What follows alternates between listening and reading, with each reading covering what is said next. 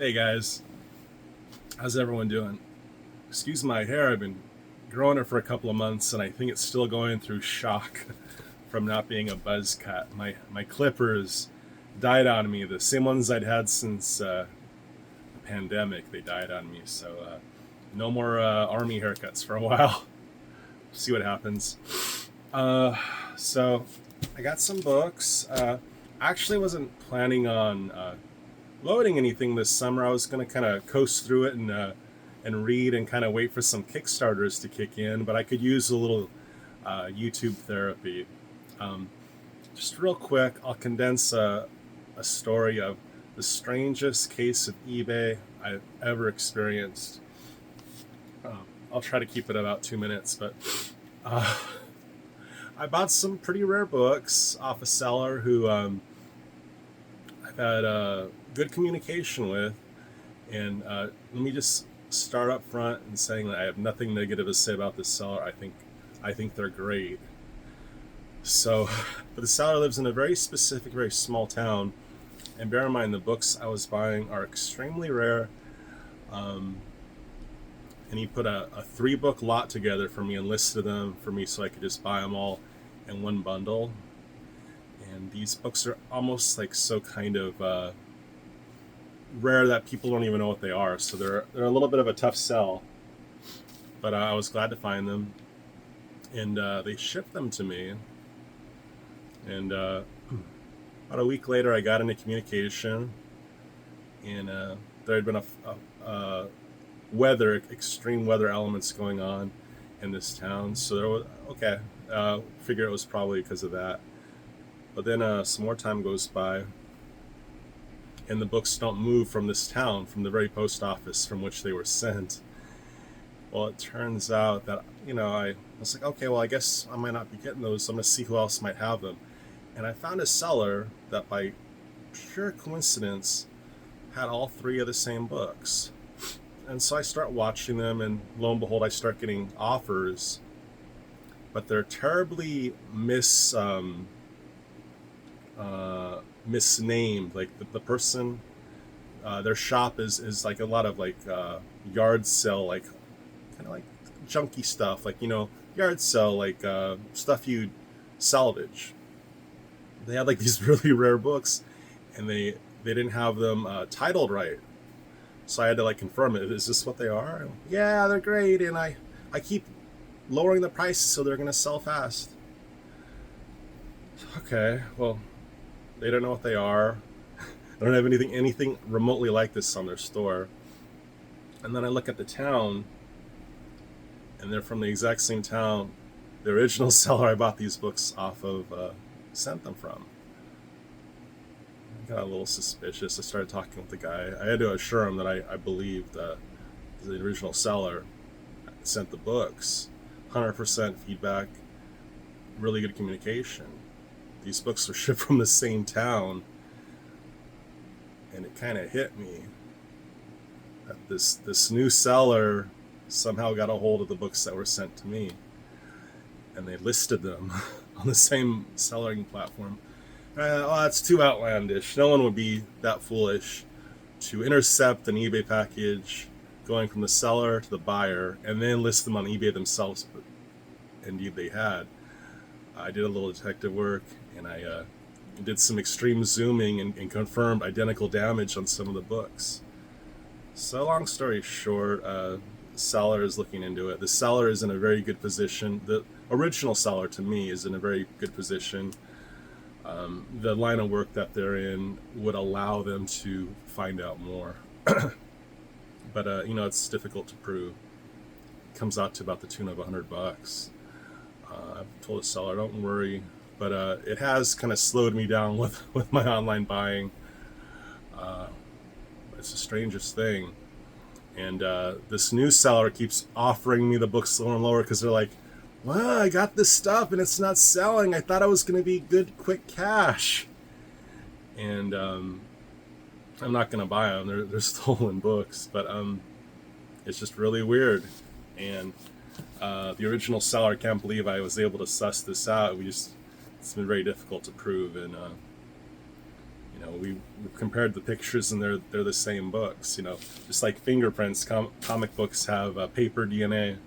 Anyway, that was probably more like 4 minutes, but it is a really curious case, and the seller that has them now, they clearly don't know what they are, no idea, didn't even know what to call them.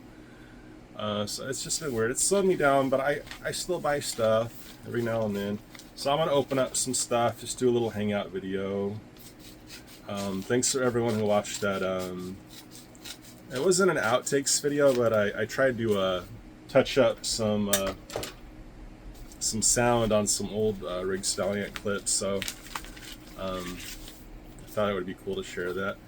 This first thing is something I was talking about getting. I didn't know specifically what it would be, but it turns out that a nice Stephen Hughes signature on a book will run you about $40. This one was it's another like curious case, but this is completely on level. So the seller wanted $20 for this book, and I offered them 15, and they countered 17. I said, no, that's fine, I'm gonna keep looking. And eventually they lowered themselves to 15, or best offer, so I ended up getting it for 12, even though they initially said no to 15. Time did wear them down, it seems, but I finally got a Lady Death book signed by Stephen Hughes, and it's one of my favorite covers. I love the hot colors bouncing off of Lady Death, who's always very cool colors. But thought that was a real nice pickup at $12. Got it to my door for under 16. They didn't package it really great, but sometimes one of these things will hold up. You get lucky. And I wasn't really in the mood to complain anyway. Yeah, it's a really nice, clean Sharpie signature. No fancy stuff with the paint pins, which actually do eat away at the books on contact, but they just kind of dig into the paper. But this is book 3 of the original Lady Death 3-issue miniseries. Basically, she gets sent to Hades and ends up duking it out with the man who put her there. Actually, her father. And her father overtakes Hades from Beelzebub, or so we think. But comes with a very unspecific certificate. Doesn't really state the specific book or even that it's Stephen. It just says that this is to certify this Chaos Comics is, I'm going to ultimately put it in a new bag of board anyway. Just leave that. So this is just kind of hearsay, but I really took a lot of time looking at this autograph, and although it is a very slow hand-drawn signature, there are certain things that you could even kind of compare it to the way he signs the art himself. But I don't know, there's probably, I would think, in the thousands of Stephen Hughes autographs, but they're not making any more, so I wanted to get mine. And like I said, people usually want about 40, so I was happy for 16 or so shipped. Call this baby water at my house. Cats drink it. I'm not baby, but I drink it. I breathe it at night. So we got another one. Actually, let's do this one first. I haven't been going too crazy. So yeah, that purchase I made for that hundo, it hasn't moved from its original town, so if it's someone involved with shipping themselves, it could be pretty serious. I just can't believe someone would do that. that they would swipe something from the mail. We actually considered if the original seller accidentally sent it to someone in his town or thereabouts where another person could have gotten it, and no, it's not the case. Anyway, I didn't really want it to come out of the seller, the first seller's pocket, but we think that even if we can't clear this up, and eBay thinks it's very suspicious too, and they're likely to let him keep the sale commission the whole way and give me the funds. I almost spot something from this new seller, just so if they mail it, some cheap little household $2 item, so when they ship it to me, I might have their name, and I could at least send that to the original seller, and you'll say, well, this is the person who got the stuff, But I got paranoid because I figure, well, the person who got the package that was going to me, they have my name, so when eBay gives them my name and shipping address, they might put two and two together. Although they don't seem too smart. So I found that I do have a weakness for Lady Death, and sometimes I sneak around. I like to get just Stephen Hughes, but you have to accept the fact that eventually you're going to run out of this stuff. I did discover this artist. I had his name. I didn't write it down. It's on my phone, though, and I'll go ahead and put it up on the screen. But he did a couple of Lady Death covers. He's not really that into doing comic books. Like, he did some, but he's mostly like just a graphic illustrator. This bag and board's not too bad, though. You just feel like some tape is not gonna let go of the plastic, and it's just gonna stretch it.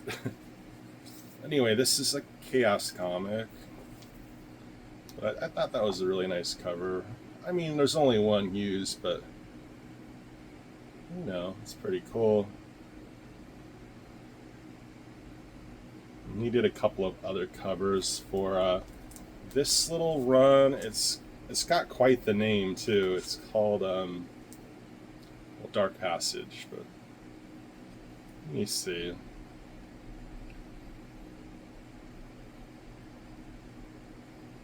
Cover by David Michael Beck. That's the fellow's name. The illustrator is Ivan Reese, and right off the bat we get it's not Azalea, but it's a really nice looking nun. Or is it Aurelia or Azalea? And Ghost was Ghost also a nun?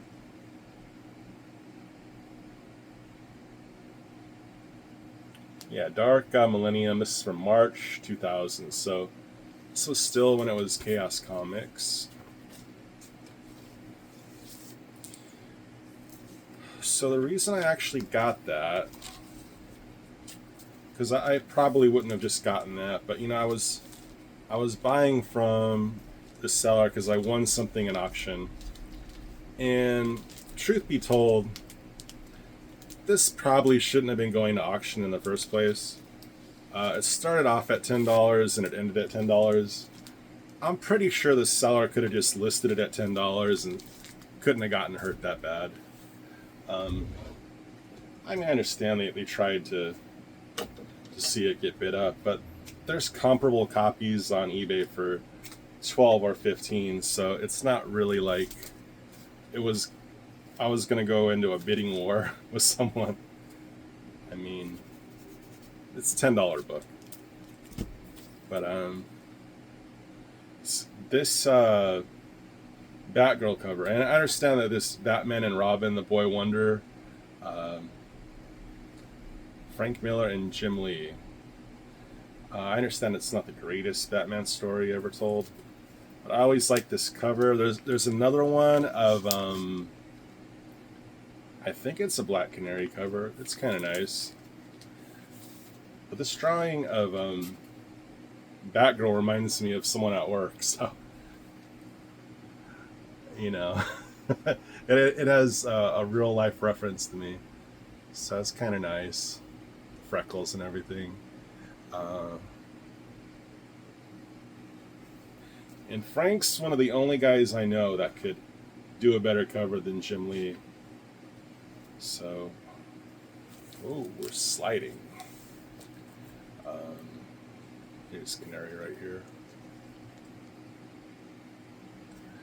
But yeah, I mean, this is very much the way Frank was illustrating along the time he did Dark Knight Strikes Again, which I know isn't very popular, but I do like his art from this time. I really did like this era. Look at the bling. Pretty cool.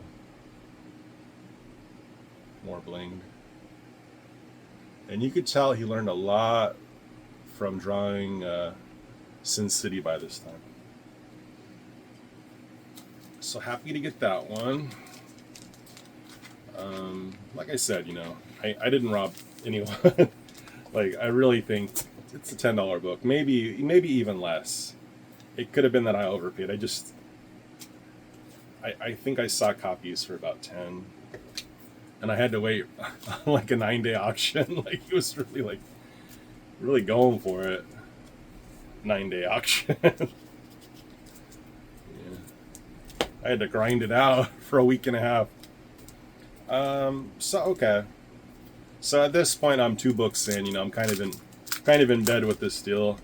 So I went through the store, and I saw this cover. And Jim Valiant usually, he'll sign for free in person, but if you buy off his store, he charges $10 a book to sign. Like, for example, if you're pledging on his Kickstarters, you get an option at the end to add a signature for $10. So I always think that has some signature value. But this is a cosplay cover, and this is of the Boo Cat Witch.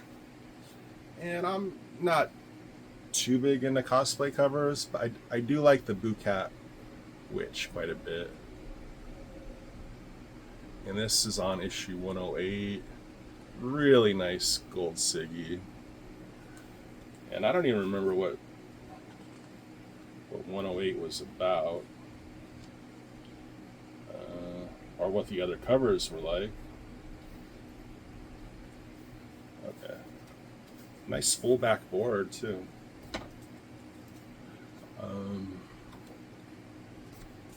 Good, I'm sliding. Those are the other covers. There. 108 A and B, and then the studio. That's pretty nice. And it comes in the Jim Valiant issued plastic. So at that point, I'm, $30 for 3 books. So let's get one more. It wasn't like you got free shipping, but did one more Lady Death, standard edition. This is the one with the really, what's that word? Esoteric type of title, but Malevolent Decimation. And Coffin Comics at this point. And let me just remind myself who did the artwork on this cover. I believe this is the Richard Ortiz, because it's standard cover. But sometimes I'll, if you've ever seen True Romance, character Clarence Worley, he has Elvis Presley as kind of his inner conscience, his not even an imaginary friend. Jesse Custer and Preacher had the Duke, John Wayne. And for me, it's Stephen Hughes. And like I looked at this one, and Steven said, "Yeah, go ahead and get it." Steven, I would get it. You know, we don't know what he's drawing these days. You know, just probably light years beyond what we could ever imagine. You know, you want to see some 2026 Stephen Hughes artwork. You got to live a good, clean life, and maybe on the other side you'll get to see it. So Stephen gave me the okay, and I was grateful. But he agreed that Malevolent Decimation was a bit much to take in. That's that. So I talked to my buddy Kyle Rowe from Scotland, and I said, "Hey Kyle, did you ever finish that Kevin O'Neill, Alan Moore book, Cinema Purgatorio, 1 through 18?" And he did. I'd been wanting to complete that run for a while, but like the later issues, like 18 is like $50. But I found a seller that had like 1 through 18, pretty good deal. And then if you spend over a certain amount, you got free shipping. So I ended up buying that, but unfortunately I don't have it yet. Oh shoot, I got one more book from that seller. And this is from, sorry, I'd entered a new frame of thought and I wasn't done. I know this artist's last name is Paquette. I think that's Filipino-Spanish kind of name. Paquette. These new DC books have all the stats in the back, I think. I never know where to look.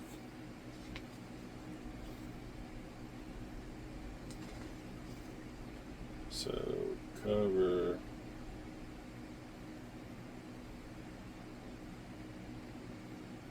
Variant cover. Yannick Paquette. Maybe he's just French. Maybe I'm an a-hole. It kind of looked like one of those Filipino-Spanish based names, but Yannick Paquette. Maybe that is like a French name. But Starfire and Raven, and part of the reason I got that is because, remember last time I did a video where I shared a Vampirella cover that looked a lot like a Zombie Tramp cover? Well, I saw these two covers, and between the orange and the composition, maybe I'll get another decent thumbnail out of this. Get the glare down. But anyway, I don't know, I kind of thought, similar. And how often do Lady Death and Starfire have something in common like that? So anyway, this looks like a pretty good read. This is issue 9 of Titans. This is the cardstock cover, 1 in 25.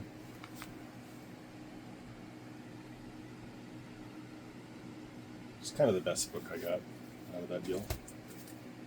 Really nice Raven.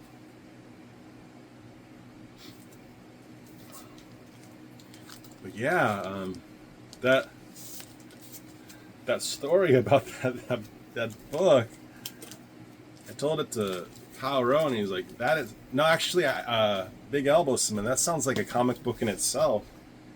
And yeah, man. But I'm hurt. I'm in pain. I'm in pain, and eBay was thy name.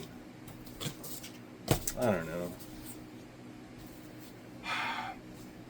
I wish I had some doubt. Like I wish I had some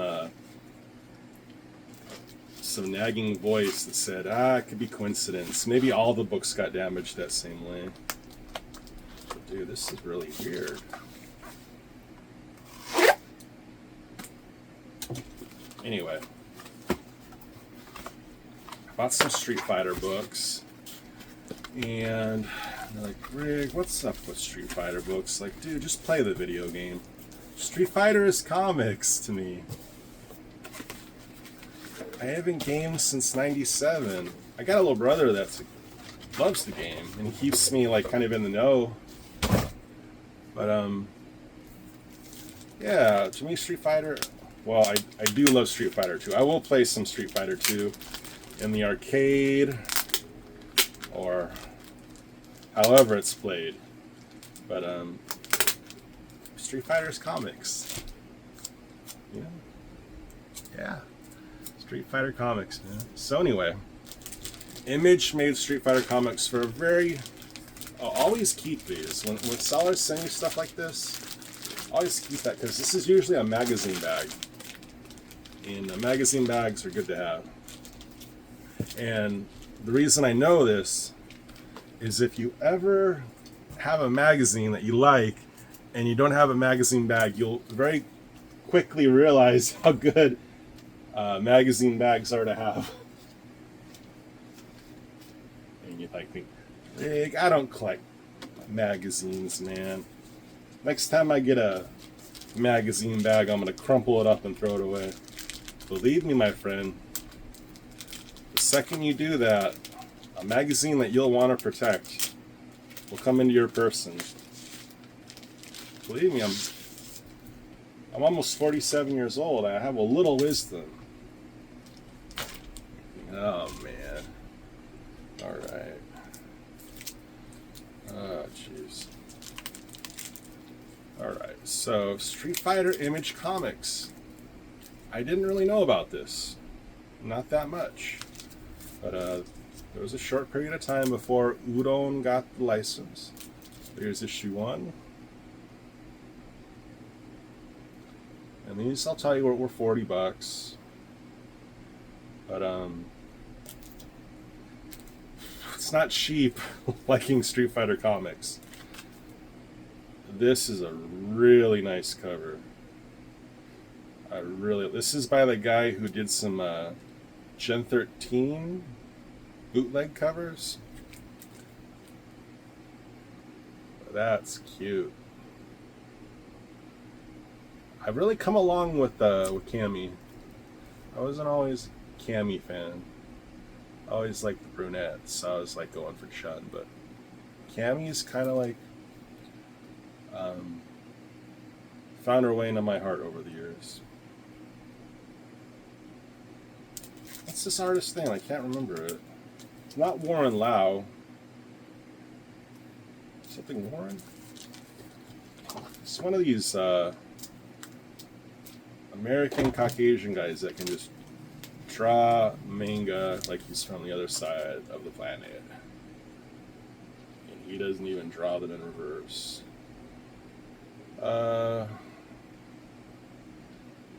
Adam Warren. So there's also a J. Scott Campbell cover.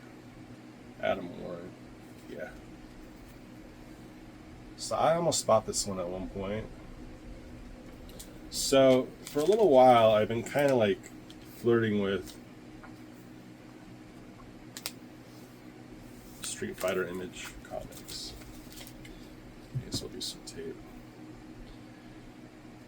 Oh, man. So you guys seen any good movies lately? I saw a really good one. I bought it on YouTube. But it's this movie from Australia, directed by these two twin brothers that I think they have a YouTube channel. But started off like in comedy videos, but like Philip Waugh brothers. But it's their second movie, and this one's called Bring Her Back. And it's a really good movie. I really got a thrill out of it. I haven't actually finished it. I do this thing where I start a movie and it's like too good. And I'm like, I gotta watch this with my brother, and not on my phone. I gotta watch this on a TV. But that one was good. Bring Her Back. You can watch it alone. You can watch it on. Just don't watch it on your phone. I could tell it was too good for that. And I watch a lot of stuff on my phone. I watch Schindler's List on my phone. Schindler's List is fine on a phone, but bring her back, put it on a TV. What are you doing? Remember, you only get to see a movie for the first time once. You want it to be a good presentation. Here's another Cami cover.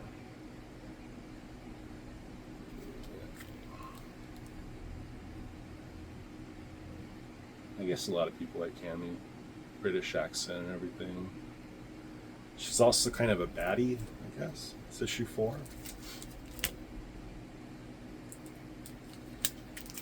These are not... Wow, these almost feel like Mylar. These are like the borderline Mylar kind of bag. So I couldn't work tonight. I show up and they say, you can't work. You got to go to safety class. Oh, man. And they didn't even tell me. They just said, no dinero for you. And yeah, it's kind of hard to hear when you make a lunch and you get over there and you drink your Red Bull. It's been a little tough noogies at the Riggy Foundation for Comics and Family. But we're doing okay. We're doing okay. Issue 6. We're still eating good food, we're still watching good movies, we're still reading good comics.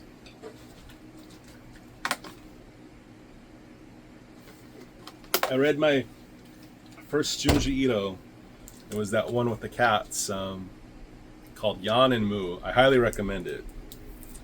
It's great. So at some point, it's the last image, issue 6, and then seamlessly, as if by sleight of hand, it becomes Udon with issue 7. In March, its image, actually February, they lost 1 month. Transition only took one to 2 months, but issue 7, Udon. And I love udon. Really, really good noodles, Japanese noodle soup. Thickest noodles. Anyway, I'm running out of steam, as you can see. There's issue 8.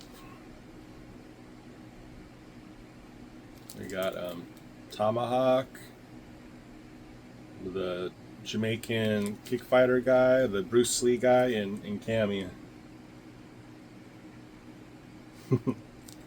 It's like, Cami makes good soup with anyone you throw her in with. Cami just makes good soup. Here's a nice issue 9.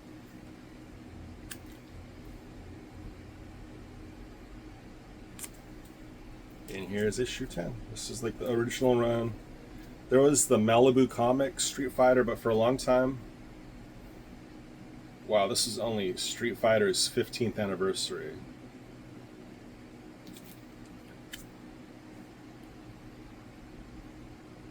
Issue 10. Chun, Guile, Zangief. Cammy just sneaking in there. She'll make some soup at the drop of a hat. She don't care. She knows. If you want good broth, invite Cammy. Alright. We got one more thing, and it's a biggie. We were talking a little bit about Riggs Valiant earlier. So they've been redoing like some original 90s Valiant in a like Omnibus format. And they've already done Eternal Warrior, but they're using crowdfunding. And Davis told me about this, and I knew it was going to take a long time, so I hesitated. I don't think it was Indiegogo, but it was some kind of a crowd-funded format, and I snoozed on it because I don't know, I just didn't want to do it. I was in one of those periods of time where I was trying not to buy comics. But someone had this one on eBay, and I didn't even know this had come out. So usually I end up overpaying, but it was a $100 pledge just to get the book, and I wound up getting it for $88, free shipping, and tax was about $6 in my state, 6 or 7. So ultimately I got it home for around $95, which is a lot of money. But last time I just threw $95 at eBay, and someone else got the books, and they're like, I like these books so much I'm gonna try to sell them, and they're still trying to sell them to the same guy who already bought them once. Keep getting lower and lower offers, like they clearly can't believe that they went through all the trouble. Thank you for your purchase. I hope you love it. Nice smiley face. Thanks. A message from Rocco A. Any given last name. Thanks, Rocco. But this is something kind of cool. I'm gonna have to do a little Briggs Valiant out of this.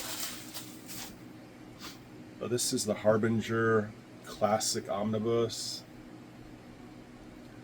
It's got a little bit of damage, as I was made aware of, but it's the Omnibus, man. They're pretty indestructible, as long as you open them right. But here it is without the dust jacket, and I never read these with a dust jacket on, so I kind of end up putting the dust jacket away. It's actually a lot nicer without the dust jacket. But the Harbinger kids. And we even get a, oh my god. Wow, this looks really good. Look at how flat the paper is. Big Elbow would appreciate this. I mean, Big Elbow does not get down with 90s Valiant. I don't get down with 2000s Valiant, so still really good friends. But I got my ribbon. And I got, oh, and look at this. I don't know how they do it, but very little gutter loss, and yet the art is blown up. So they're using almost the full border. This is exciting. This is really freaking good. Wow, this is a good job. So the people that are doing these are called Alien Books. Yeah, forgive me if I don't do any editing. I don't think I'm gonna have room on my phone.